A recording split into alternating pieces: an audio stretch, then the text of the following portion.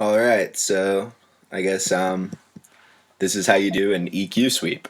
One of those whoosh sound effects that you hear a lot in electro, some hip hop, etc. It's pretty easy.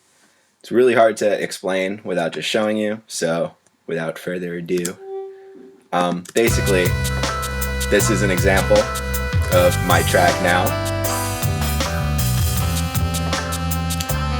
And it basically just does this. So obviously you're going to want to add some variety, or else it gets a little boring. So this is how I make the EQ sweep happen.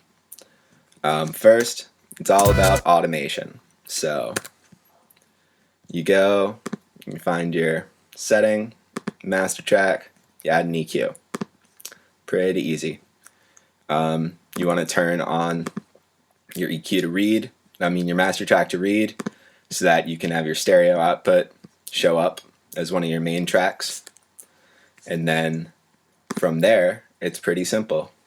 You go channel EQ. First off, you want to just say high cut on off.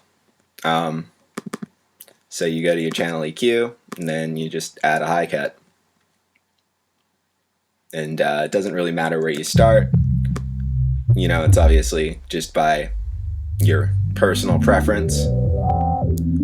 I like to usually start around 150. I don't know. Sounds like a good starting point. So then, it makes logical sense. You just want to turn it on from very specific points, so that otherwise, you'd be stuck with a situation where, it would just be on the whole time and it would screw up your mastering and EQ, whatever. So from here, it's on, and then it turns off around it. Then you want to go channel EQ, high cut frequency, and then turn that on. And then your high cut frequency, you want to turn it off otherwise, because it'll sound like crap. But yeah, so otherwise it'll just stay. So you want to just turn that all the way up, or to however you want. And then obviously you could add things in the middle if you felt like you wanted it to kind of shelf and then peak at the end really strong. So I'll just show you what that's like.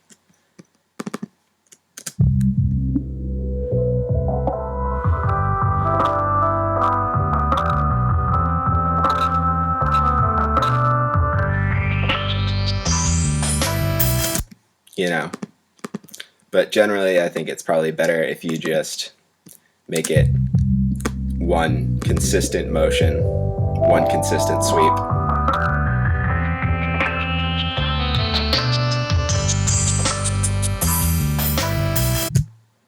And then you might want to make it a little, only come in halfway through. Might sound better. So you'd go back, just move that over to where you like.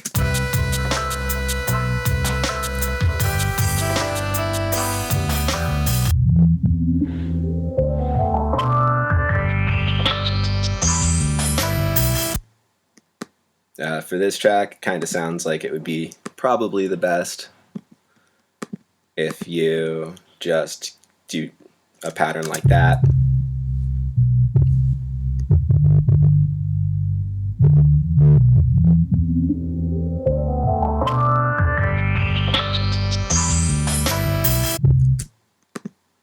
Maybe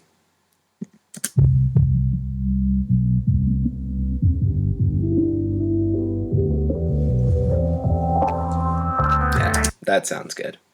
And then I don't know if you could really hear it, but when it starts to get up into the higher frequencies, it's kind of jarring sounding. So basically all you got to do for that is you go high cut Q factor, and then turn that on, and it starts at 5.3. I don't know, I like it around 7.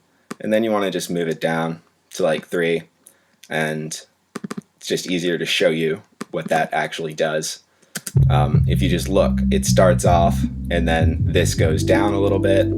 So you just add less gain as it gets higher up, so it doesn't sound as incredibly jarring. You know, one other thing you might want to do, you might want to like, you know, you can pan it, which is kind of cool. And then at the very end, you might want to just add a mute. Just, it sounds better, in my opinion, if you mute it right before you drop back in. Makes it sound a little more professional, I guess.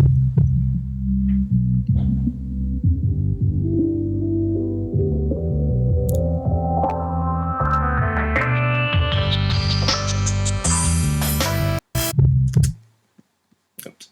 Well.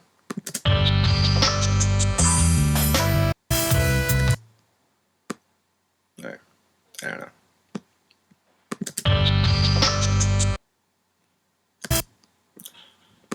It doesn't really work for this track that well, but you know, obviously some tracks it might work, might be good for it. So I just turned it off. So yeah, overall it's pretty easy to figure out how to use the whole thing.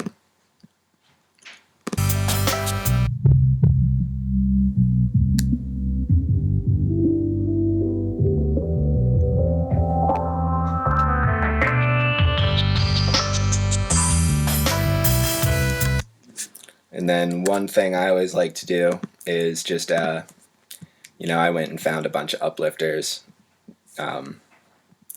You can find them online a bunch of places. You know, you just find them for free, usually. And then if you just add a nice little sweep.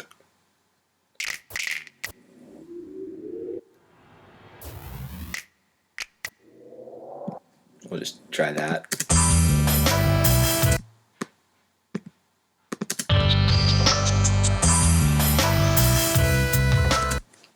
You know, makes it sound a little better, especially because this is all, you know, it's building with the frequency that you're using. So yeah, that's a quick and dirty way to make it sound kind of cool. And it adds a nice variety. If you listen, you can turn it off now if you want. This is just, you know, 2 bars and then 2 bars of the build up, and then like I'll play a bar or something.